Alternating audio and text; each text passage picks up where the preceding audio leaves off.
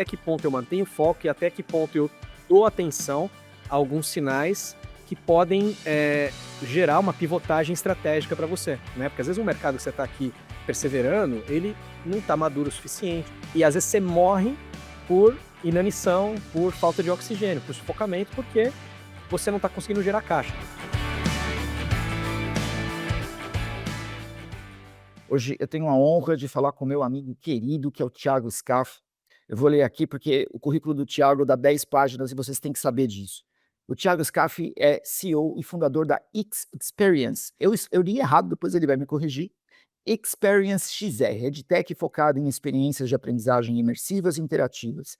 E também fundador da DNS Consulting, onde atua em projetos de estratégia, inovação, desenvolvimento de negócios e internacionalização. O Thiago tem mais de 20 anos de experiência em inovação e transformação digital. Construiu sua carreira em empresas como o Grupo Abril, Pearson, Elsevier. Eu também falei errado, eu já até escrevi livro para Elsevier e eu sempre li errado. Liderando iniciativas em marketing de produtos, portfólio digital, parcerias estratégicas, entre outras iniciativas. É, t Também tem forte atuação em educação e também tem forte atuação em educação e tecnologias imersivas. Depois, Thiago, eu quero que você fale dessas tecnologias imersivas que eu achei mó da hora. Convivência internacional, especialmente na França, onde ele fez o seu MBA na Sorbonne Business School e foi reconhecido pelo governo francês como Projet Innovant. Eu não tive facilidade aqui 3 línguas aqui só para falar de você. Tiago, bom dia, querido, você está bem? Primeiramente, é um prazer estar aqui, né? Amigo e professor Edil, uma honra ter recebido aí esse convite para bater esse papo com você, contar um pouquinho aí sobre, principalmente essa etapa da minha trajetória empreendendo. Eu vou até dar um pouco mais de foco na Experience, né? Que você ficou um pouco na dúvida sobre a pronúncia, é de experiência mesmo, né? Experience XR, que é de Extended Reality. E depois eu falo também um pouquinho mais para explicar o que são as tecnologias de realidade estendida e a proposta do imersivo. Mas falando um pouquinho aí então sobre, o início, né, o início mesmo eu comecei a ideia, de forma mais efetiva quando eu tomei a decisão de romper, uma trajetória que eu já estava já há mais de 15 anos aí na trajetória CLT, né, eu decidi romper com isso quando eu estava há 4 anos na Pearson, e eu falei: "Olha, eu vou fazer um MBA, quero fazer um MBA, vou fazer um MBA fora e vou aproveitar essa janela para também respirar um pouco e tentar, dar um pouco mais de forma para a ideia do empreender", que é algo que eu já estava falando assim: "Uma hora eu vou por esse caminho", né. Só que, enfim, por várias circunstâncias da vida, muitas vezes a gente não consegue fazer os desvios, e aí eu falei: "Não, agora é a hora, eu vou começar a mexer nisso", né. Então, eu tomei essa decisão entre 2014 e 15 de fazer o MBA, apliquei, para 2 escolas, escolhi o lugar, porque também seria uma experiência de vida, né, eu falei: "Eu vou escolher onde eu quero morar durante um tempo fora", né, e acabou que deu tudo certo com essa oportunidade na França, na Sorbonne Business School, e ali, eu consegui, por mais que eu tenha ido para lá já também com um contrato de consultoria, trabalhando e tal, mas eu reservei um tempo para dar um olhar para isso, né. E aí pouco a pouco eu fui estruturando, essa ideia. Eu já tinha a leitura de que eu gostaria de fazer essa empreitada na educação, porque para mim de largada a questão do propósito, foi premissa básica, né, de tipo, eu quero fazer já que eu vou sair aqui, digamos que dessa zona de conforto CLT, onde eu tenho aqui remuneração, tenho benefícios, tenho, né, um pouco mais de estabilidade, se for para romper com isso tem que ser alguma coisa que faça sentido, e para mim foi a educação, que é onde eu estava nos últimos anos na minha carreira aí executiva, né. E aí eu, comecei a estruturar a ideia, eu já sabia que seria educação, só que educação é um tema muito amplo, né, a gente tem educação básica, ensino superior, educação profissional, educação continuada, é um tema gigantesco. E, o que na educação, né. Então eu já tinha clareza de que com todos os adventos, com toda a movimentação de tecnologias, eu falei: "Vai ser uma tecnologia educacional". E aí eu comecei a estudar um pouco mais, né, sobre empreendedorismo, e uma das coisas mais importantes que eu vi ali é que, assim, eu preciso, identificar um problema real de mercado, para então desenhar uma solução e não o contrário, né. Então isso foi para mim ali algo fundamental, né. Então eu consegui, nesse processo identificar que existia um gap na educação básica principalmente, que é onde eu acabei depois dando um pouco mais de direcionamento, que é o descompasso entre escolas com modelos, educacionais, tradicionais, né, ultrapassados, de mais de 100 anos atrás da mesma coisa, né, aqueles alunos enfileirados em carteiras, o professor lá na frente, os alunos anotando, entediados. Isso para uma geração de alunos nativos digitais, né. E eu percebi que esse descompasso estava gerando impacto em engajamento, em retenção do conhecimento, por consequência, evasão das escolas e tudo mais. Falei: "Bom, o que que poderia ser interessante aí para preencher, de certa forma, esse gap, né?". E aí, eu comecei a estudar um pouco mais as tecnologias educacionais, né, e também fora das tecnologias educacionais entender um pouco mais do contexto tecnológico, né, ver até mesmo outras tecnologias que de repente poderiam se adequar a essa realidade. E foi aí que eu me deparei com o XR aí, com as realidades estendidas, né, que no caso tem a realidade virtual, que é aquela que é mais emblemática, né, que são os óculos de realidade virtual que você coloca o óculos na cara e eu posso estar aqui sentado agora conversando com você, mas eu boto o óculos e eu posso estar em Roma, dentro do Coliseu, assim, olhando o Coliseu. É uma realidade completamente simulada e muitas vezes num nível de realismo que você se sente naquele lugar, você até se perde um pouco, né. Então eu vi que, aquele formato, ele poderia ser interessante, porém, dentro dessa mesma família de realidades estendidas, além da realidade virtual, a gente tem a realidade aumentada, que foi onde eu acabei me debruçando um pouco mais, porque eu vi mais viabilidade nesse formato de tecnologia, porque ele não precisa do óculos, né. O óculos acaba sendo muitas vezes para as escolas, um investimento alto em hardware, né.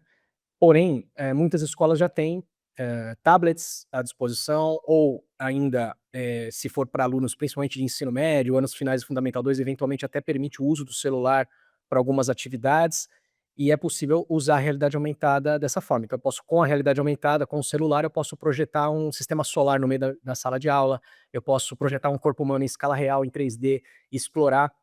E tudo isso também esse formato ele também está muito alinhado com as chamadas metodologias ativas, né, onde o aluno ele explora, ele, pode, a partir da curiosidade, ele pode investigar e a partir disso pode inclusive, viabilizar outras práticas dentro de sala de aula, que é sabido que, despertam muito mais interesse e, por consequência, a retenção do conhecimento, né. Eu sempre me baseei muito também nesses estudos, naquela pirâmide do conhecimento, né, que mostra os diferentes formatos de abordagem e, basicamente, ali você vê que na base, onde tem a maior quantidade de retenção do conhecimento, está onde o aluno se envolve com o tema, quando ele, se conecta com aquilo, né. Então, eu juntei o Lé com o Cré aí e idealizei uma solução que depois virou o XP Labo, né, que é um aplicativo que usa a realidade aumentada, e a gente desenvolveu toda uma biblioteca de conteúdos nas áreas de ciências da natureza, pegando tanto alunos do fundamental quanto do ensino médio.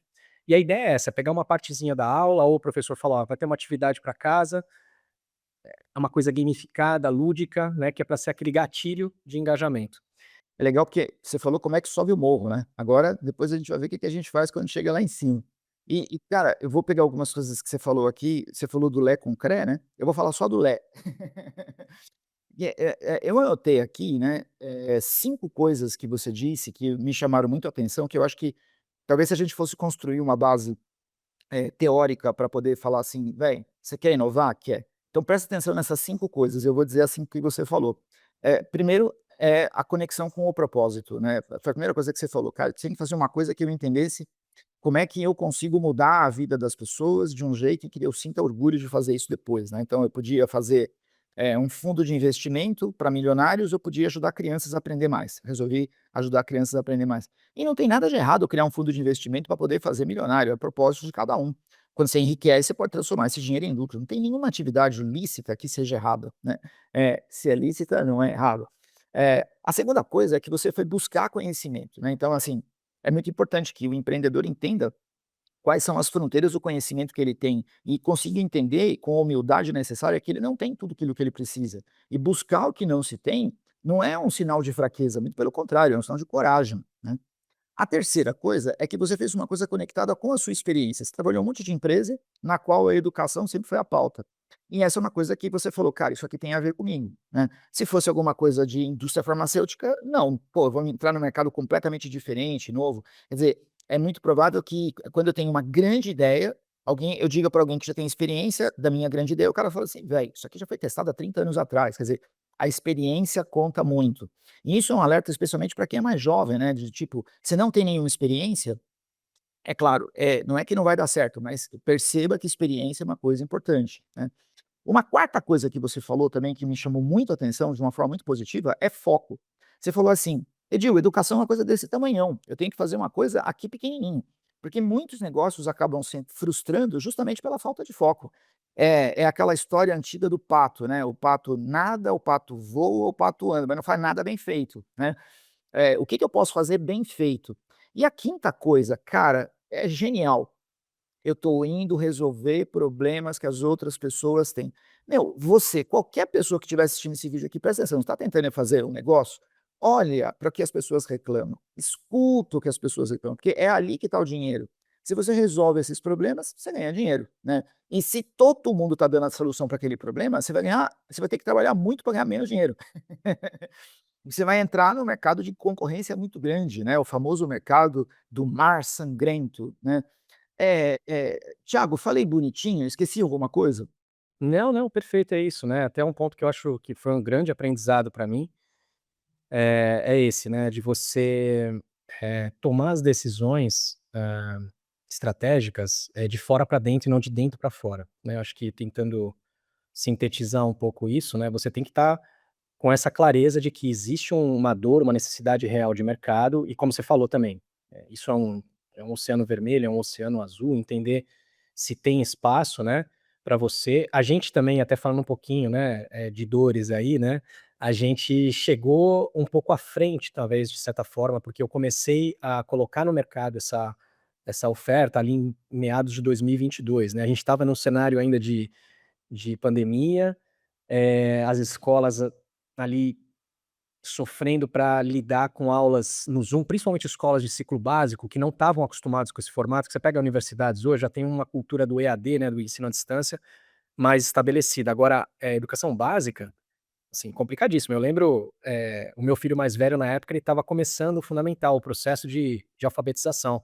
E o início dele foi já no Zoom, foi assim, aquela coisa, né, não teve, eh essa parte do presencial que principalmente nessa etapa, nessa faixa etária, é fundamental. Então, assim, tem também esse fator que é um pouco do timing, né, entender se é o timing de mercado, mas acima de tudo é ter atenção sobre esses sinais, do mercado, né, de que existe uma dor que por consequência pode se tornar aí para você uma oportunidade de levar esse remédio pra dor, né.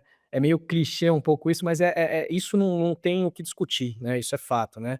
A gente vê muitas empresas que acabam adotando, o caminho inverso, né, de falar assim: "Não, eu vou desenvolver algo, porque eu acho", né, e às vezes a pessoa nem percebe, ela é apaixonada por um tópico específico, ela cria aquilo, investe recursos, investe tempo, leva para o mercado e tenta criar uma demanda que não existe e dá com os burros na água aí, como dizem. Ah, Então não, assim, gerar demanda é sempre é, muito, muito mais difícil. é muito mais difícil. Ô Thiago, a coisa mais difícil de empreender, e tipo, nós 2 sabemos disso, porque também criei uma empresa, e é tomar decisão, né, porque, quando você toma a decisão e dá certo, é maravilhoso, né.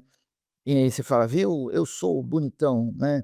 E quando você toma a decisão e dá errado, você fala: "Putz, por que que eu não". Deixa eu te falar, da parte mais árdua. Você teria tomado alguma decisão? Porque a decisão é isso, né, cara, você está diante de cenários, às vezes são 2, no mínimo 2, mas podem ser 50, e você tem que fazer uma escolha. Eh, Você teria tomado alguma decisão diferente, porque que isso inclusive pautou decisões que você teve de tomar depois? Uhum. Ah, com certeza, né. Claro que é muito mais fácil a gente olhar daqui para trás agora, né, na hora que você Engenheiro tá de obra pronta, né, engenheiro de coisa, obra né, pronta. É. nem sempre a gente consegue ter essa mesma leitura, né. Mas assim, se eu tivesse que escolher uma coisa que para mim eu percebi que em vários momentos da minha trajetória foi algo bem desafiador, foi eu ter começado, sozinho, né. Eu comecei, eu idealizei, eu trouxe pessoas para caminharem comigo nesse processo, mas eu não, iniciei esse projeto com um co-founder, né.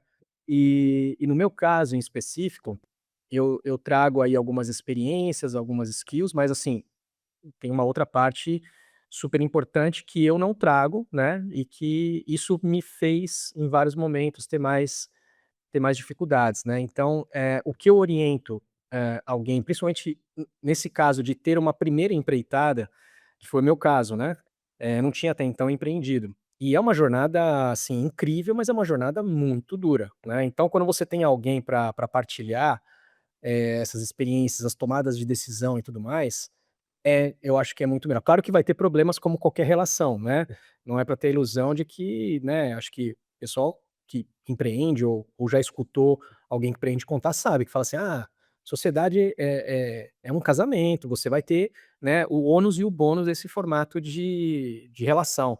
Mas eu hoje, eu sinto que, as coisas poderiam ter sido melhores se eu tivesse caminhado ao lado de alguém.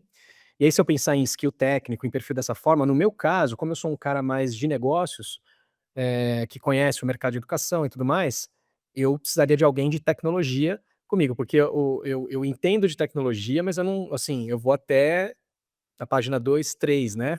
Eu vou, procuro, aprendo, tal, mas assim, alguém no meu caso que tem uma tecnologia educacional como solução, ter um CTO, alguém que vai olhar tanto, para coordenar o que está acontecendo no dia a dia com as equipes de desenvolvimento, que eu acabei tendo que coordenar muitas vezes diretamente isso, como também alguém com essa capacidade de olhar para frente, né, porque a gente está cada vez um processo mais acelerado de transformação das tecnologias, e no final do dia você vê que não dá pra ficar com todos os pratinhos rodando ao mesmo tempo de forma saudável.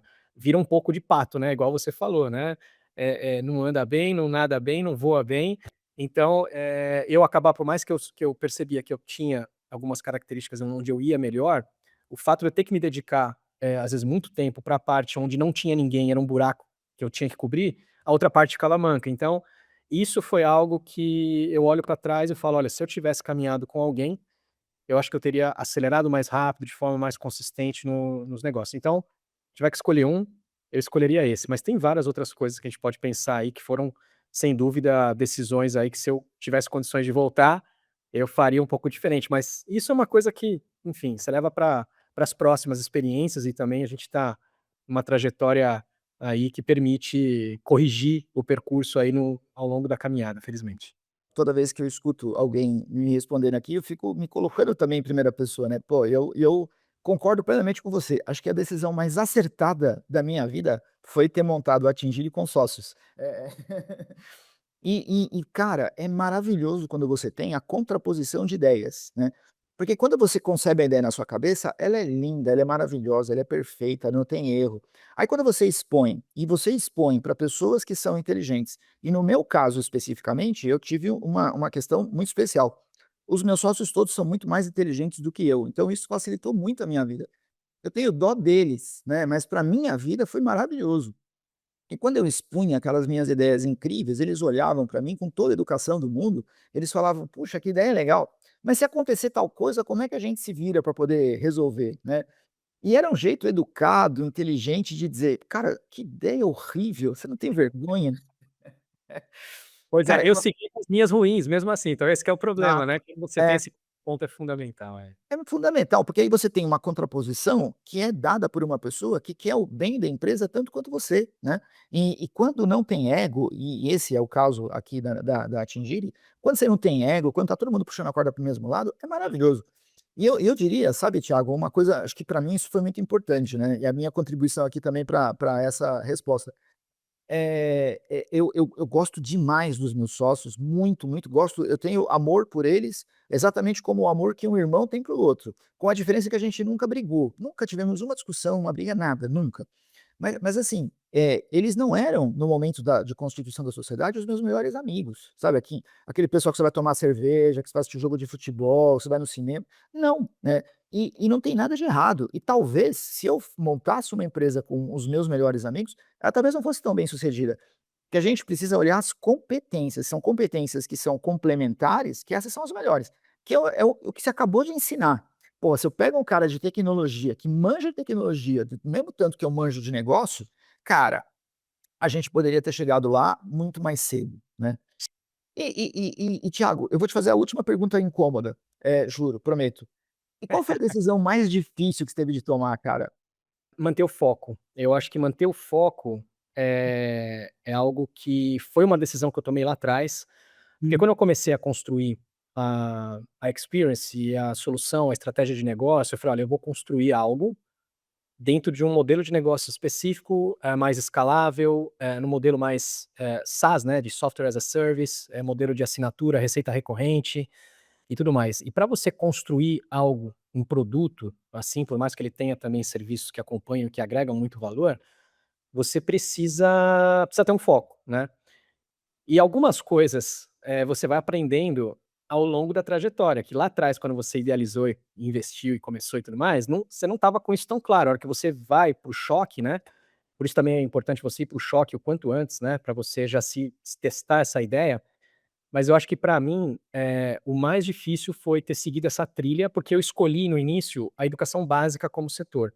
Como eu falei lá atrás, né, escolhi inicialmente a educação, mas eu escolhi a educação básica também muito por uma dor que eu vivi na minha infância, na minha juventude, porque eu fui aluno de escola pública, né, Sim. durante toda a minha trajetória, praticamente. Eu tive 3 anos ali que eu estudei em escola particular na época, escola privada, mas assim, toda a minha trajetória de que hoje é o fundamental, né, que na época era primário, ginásio e colegial, né, eu fiz na escola pública, trabalhando desde cedo, fazendo as coi e eu vi o quão duro é a hora que você chega na reta final, onde que todo mundo ali vai ter que concorrer por um mesmo lugar ao sol no mercado, quanto que isso é duro, né. Eu tive que correr atrás de bolsa de estudo para fazer cursinho, para fazer e fui indo e foi, né. Mas assim, não foi fácil, foi complicado, assim, eu olho muitas vezes, né, pessoas que me acompanharam nessa trajetória inicial, e eu vejo quão difícil foi para eles também quando chegaram lá na frente. Muitos deles acabaram seguindo outras trajetórias e tudo mais.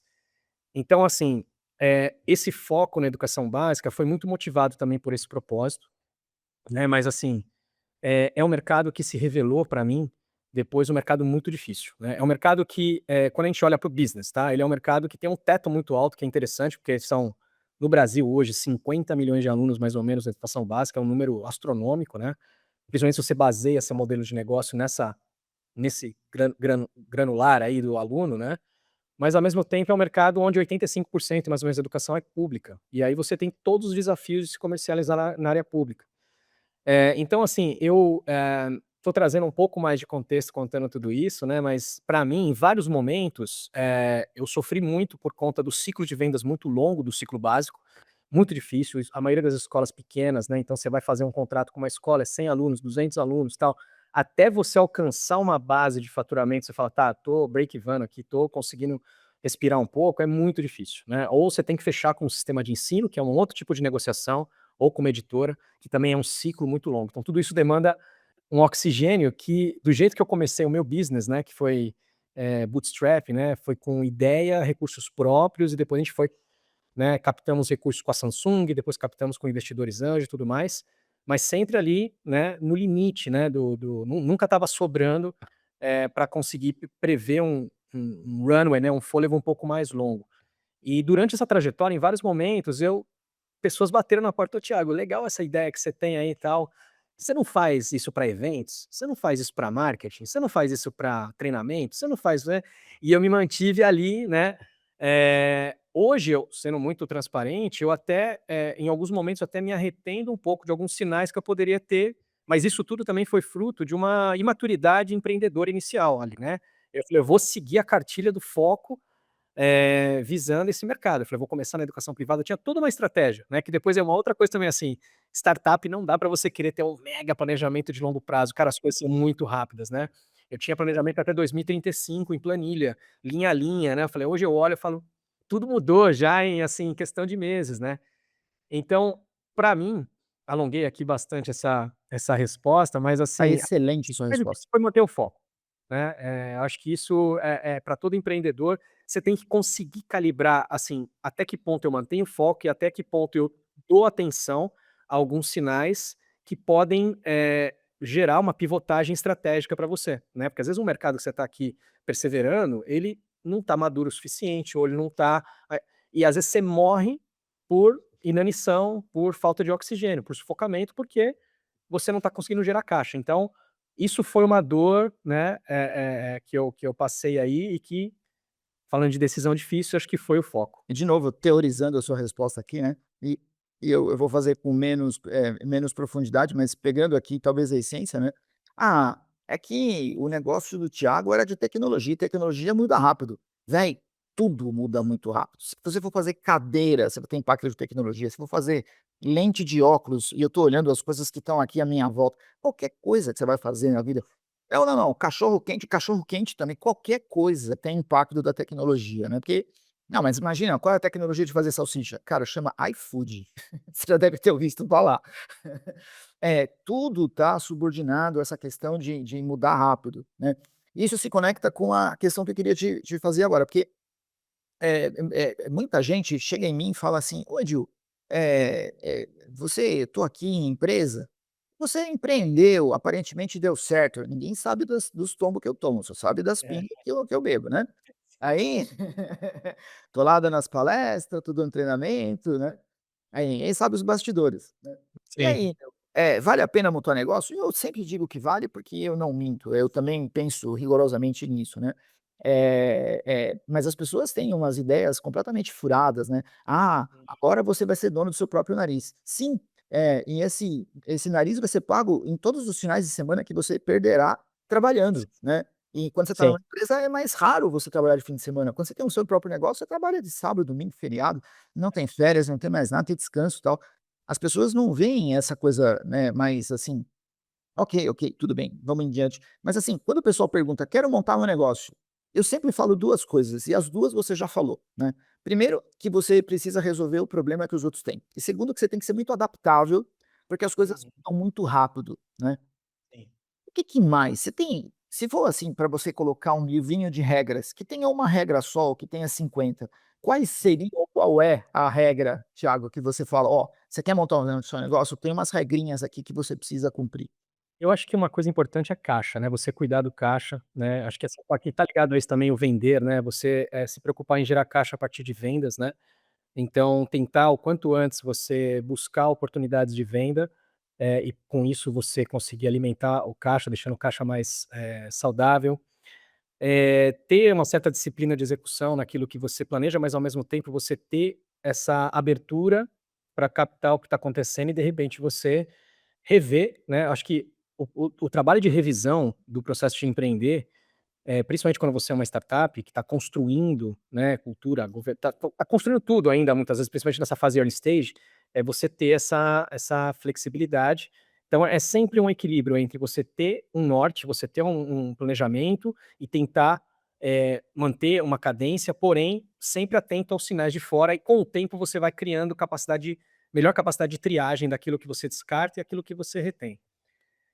Eh, Acho que clareza, né, que eu comentei com vocês, mas repetindo, que eu comentei aqui um pouquinho no começo, mas repetindo de tomar as deci que você está tomando as decisões de fora para dentro, baseado nesses inputs de mercado e não de dentro para fora. Acho que isso é algo também você não perder o foco do mercado, né, porque isso acaba acontecendo, como eu falei, dependendo do perfil, eu vejo muito acho até mais comum quando você tem uma liderança mais técnica, as pessoas às vezes são apaixonadas: "Ah, escolhi aquela tecnologia que eu sou apaixonado por aquilo, meu filho", né, e você não está olhando se o mercado quer o seu fi vai querer adotar o seu filho, né. Então acho que esses seriam os pontos aí que eu complementaria, dentro desses que você já colocou que são sem dúvida fundamentais. Pô, genial, genial. Caixa, disciplina de execução, olha que coisa louca, né, é uma coisa de 8 e uma coisa de 80. Você tem que ter um lado disciplina de execução e do outro lado você tem que ter uma flexibilidade gigantesca, né. Então, é É, contraditório, é um paradoxo. é, mas é assim, é disciplina de execução naquilo que você se propõe a executar. É isso que eu vou entregar, é isso que eu vou entregar, né. Mas é isso mesmo no curto e médio prazo? A gente vai estar vendo. Sim, E sim. aí E assim analisa, olha os sinais externos, é isso que você falou.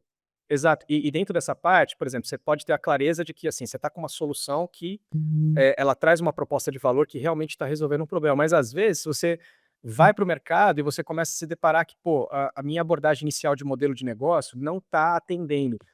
Você saber, assim, aquilo que você deve preservar de core dentro da sua estratégia, aquilo que realmente tem valor, eh, você conseguir captar esse feedback do mercado também, aonde eles estão reconhecendo o valor. Um exemplo, a minha solução, eu percebi que foi uma coisa, assim, que pra gente sempre foi um ponto de desafio, né, mas ao mesmo tempo eu vi que era o principal ponto de percepção de valor do mercado, que é a biblioteca de conteúdos, né, tipo, era batata, assim, eu chegava nas reuniões, principalmente com ou chego nas reuniões com coordenação pedagógica e tudo mais.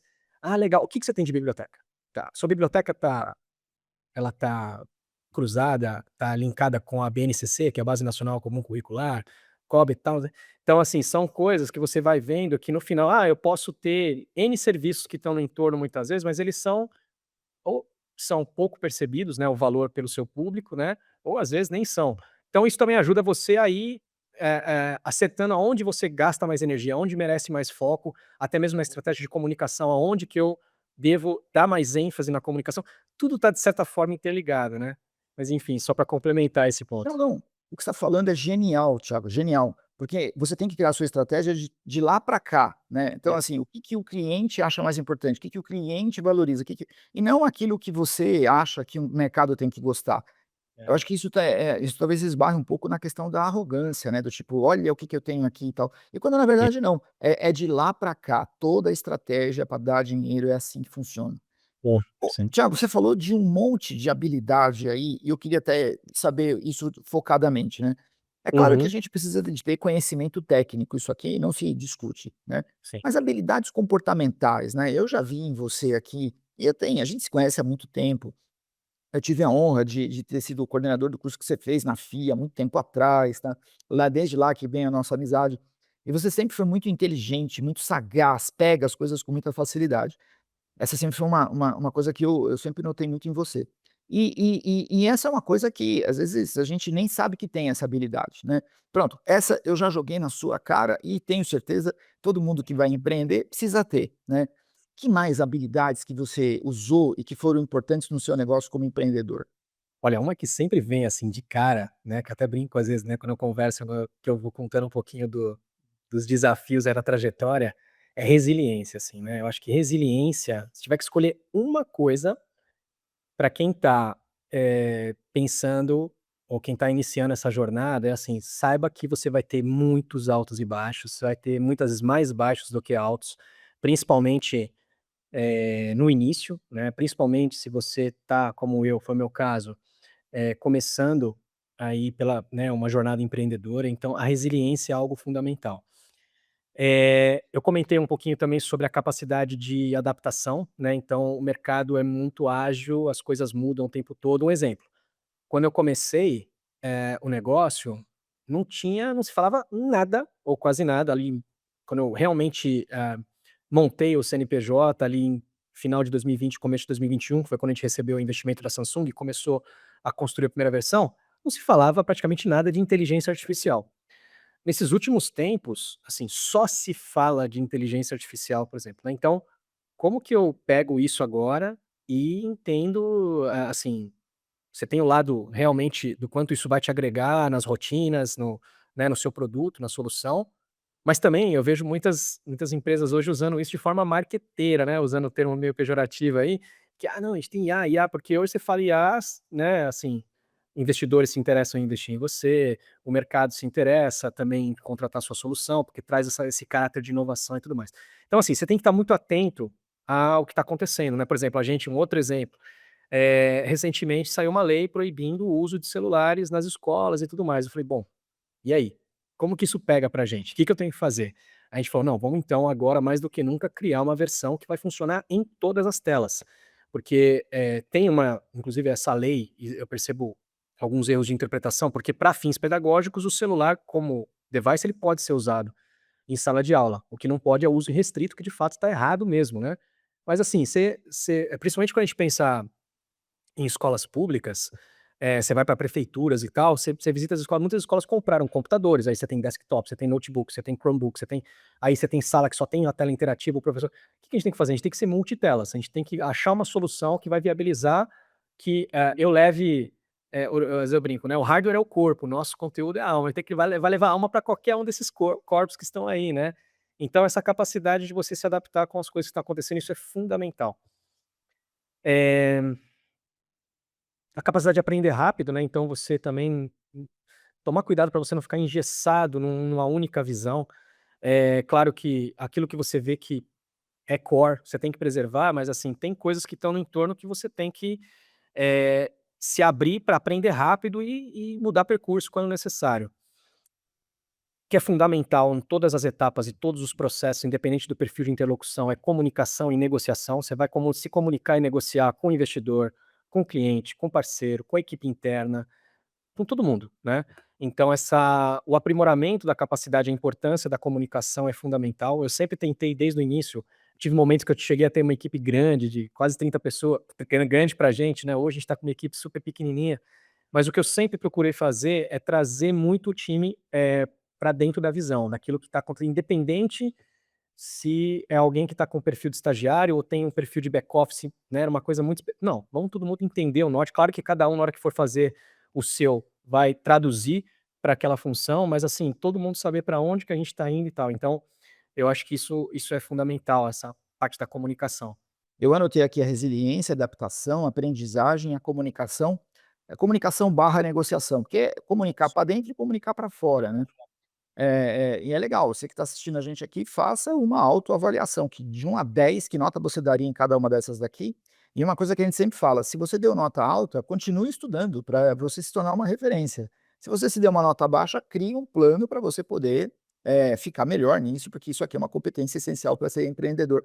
E não é só para ser empreendedor montando uma empresa, né, Thiago, é empreendedor interno também, todo mundo hoje acaba sendo gestor do próprio negócio que dirige na empresa, né. Sim. Cara, eu tô muito chateado, Thiago, porque eu tô olhando pro relógio aqui e falta pouco tempo pra gente acabar, então essa é a minha Muito, né? a minha chateação. Não sei quem foi o animal que inventou essa coisa de tempo só pra estragar a nossa conversa aqui. Cara, eu quero te É. fazer 2 perguntas finais, cara. Uma é assim, você já tem experiência concentrada hoje para dar conselhos, né, então eu queria que você desse conselhos e você pode, se for o caso, dividir ou se você quiser, pode ser um conselho só. Quem é jovem e está pensando em empreender, que conselho você daria? E aí, me diga, por favor, se você daria conselhos diferentes para quem tem 20 ou 30 anos de experiência numa empresa e está falando Uhum, assim: chega de trabalhar para uma pessoa só, vou trabalhar para o mercado inteiro. Não sei se os uhum. conselhos são diferentes. Me diga aí, cara, você está conversando agora com pessoas que querem empreender, o que que você diria para elas? Eu vou até repetir alguns pontos que eu acabei passando durante algumas outras questões anteriores, mas assim, eh primeiro, quando você for escolher aonde você vai empreender, é você ter clareza de que você escolheu, atuar num problema real e específico, né, um problema que você sabe que existe de fato uma necessidade de mercado e que você tem, condições de, elaborar algo que vai ser ofertado e essas pessoas vão querer comprar. Conversar, né, antes, testar, né, antes de você realmente se lançar ao mercado, validar uma ideia, eu acho que isso é muito importante, isso economiza tempo, economiza recurso. Tentar vender rápido, né, o quanto antes você puder já testar alguma coisa para vender, ainda que seja uma POC, um MVP, uma coisa bem inicial, já testa isso, né. Isso vai tanto te ajudar a entender se a sua proposta tem valor, vai te ajudar a calibrar modelo de negócio também, precificação, porque tem várias coisas que compõem essa decisão dessa oferta final. A importância do caixa, né, que eu comentei também um pouco antes, acho que é super importante você ter essa clareza de que você está mantendo ali no mês a mês o caixa saudável. No começo vai ser difícil, né, principalmente se você começar o projeto sem recurso, bootstrap, você vai ter que ter a clareza de que você vai precisar de um fôlego durante um tempo até a coisa começar a andar de vento em popa e depois sim escalar. O ganhar dinheiro mesmo é algo que vem com o tempo e é bom estar preparado para passar por um inverno bom aí antes de começar a ganhar dinheiro. Tem muita coisa, saber falar não, isso é uma coisa que também é super importante. Vai ter momento que a gente vai ter que saber falar não, né, eventualmente até para oportunidade comercial. Porque às vezes pode ser um cliente que vai dar tanta dor de cabeça para você, que pode acabar te matando no processo, porque você não vai ter capacidade de entregar. Isso vai gerar um case ruim e, enfim, ferra com tudo, né. Então saber dizer não, em diferentes situações, tanto internas quanto externas. Hã, alinhamento de sócio, né, aquilo que a gente estava falando, vai trazer alguém, vai trazer um co-founder, aquilo que você falou, Edil, perfeito, assim, não às vezes até melhor que nem seja o seu melhor amigo, né, porque pode acabar misturando as bolas, mas que seja alguém que você percebe que vocês conseguem ter uma troca respeitosa, vocês têm complementariedade de visão e tudo mais, e o restante você vai construindo e acaba se tornando, como você bem pontuou, uma grande amizade, hoje são como irmãos para você. Eh, bom, eu vou pular que senão eu tô pensando em um monte de coisa aqui.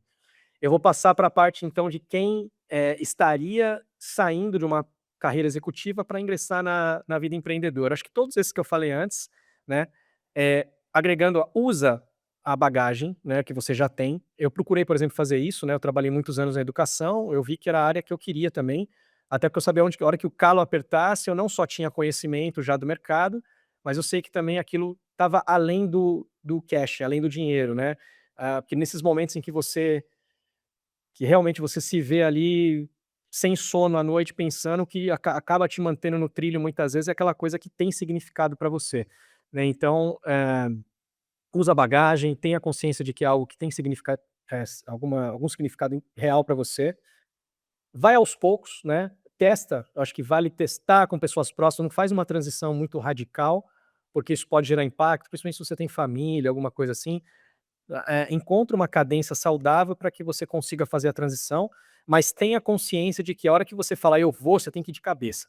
Isso eu converso com muita gente que eu percebo que: "Ah, não, a gente é empreendedor", aí você vê ali o cara faz, assim, tá fazendo 10 coisas ao mesmo tempo, e tudo bem, não estou falando que isso está errado, mas assim, a hora que você quer realmente ter um negócio para escalar, para ter capacidade, se você for sentar na frente de um investidor para tentar fazer captação de você chegar para o cara e falar assim: "Ó, eu faço isso, isso, isso, e também faço esse negócio aqui", né, Hum. isso não vai chegar numa hora que dificilmente você consegue decolar. É, Nossa, Thiago, tá é, maravilhoso, cara. Você já agora, aí acabou o nosso papo, e agora eu quero te fazer um pedido. Véi, põe essas coisas num livro, põe essas coisas é, num livro. eu tô Pensa pensando, seriamente eu tô nisso, pensando em cara. É, começar a organizar isso num é que não eu tô numa fase agora que ainda não consegui parar para fazer isso, mas eu já fiz algumas pequenas colaborações e tal, então isso uma hora vai sair. então tá bom. Ó, você tá prometendo isso na frente de 30.000 pessoas, se ferrou legal agora.